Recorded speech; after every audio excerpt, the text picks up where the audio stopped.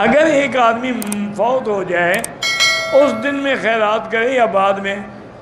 نہ اس دن کرے نہ بعد میں، کوئی ضروری نہیں خیرات کرنا۔ خیرات پہ پیسے نہ لگاؤ، وہ پیسے کسی مدرسے میں دے دو، وہ پیسے کسی مسجد میں دے دو، ان پیسوں سے کسی غریب کے گھر میں پانی نہ ہو تو نل کا انتظام کر دو۔ ایسے چاول کھلا کے لوگ چلے جائیں گے، کیا ہو جائے گا؟ اس کا کوئی ثواب شواب نہیں ہوتا۔ داڑھی کو کالی مہندی نہ لگائیں، باقی جو مرضی ہے لگائیں۔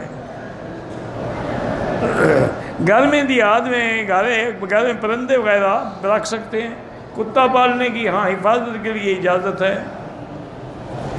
وہ تو باہر رہے گا نا، اندر تو تم جاؤ گے، کتا اندر تھوڑا لے جاؤ گے کہ فرشتے نہیں آئیں گے۔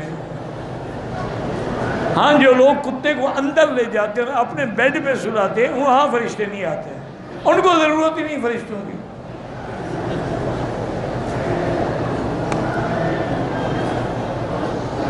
طلاق یافتہ ہوں، اللہ آپ کو اچھا رشتہ عطا فرمائے، سورۃ الرحمن پڑھ کے دعا کیا کریں۔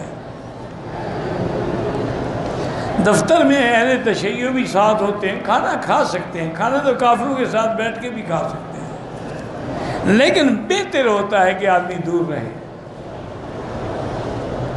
میرے سر میں اکثر درد رہتا ہے، نزلہ زکام دائمی ہے، زمزم پی کے دعا کرو، اور ہمارے پاس تو کوئی حل نہیں۔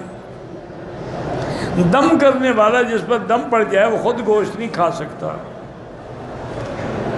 اگر عمرے کرنے والے دو ہیں، دونوں نے طواف کر لیا، صفا مروہ دوڑ ایک دوسرے کے سر پہ اس طرح پھیر سکتے ہیں۔ وسیلے بنانے کے بارے میں آج تک ہم نے تو کچھ قرآن و حدیث میں کوئی آیت نہیں پڑھی ہے۔ جتنی بھی قرآن میں دعائیں ہیں سیدھی اللہ سے مانگنے کی۔ بعض علماء قائل ہیں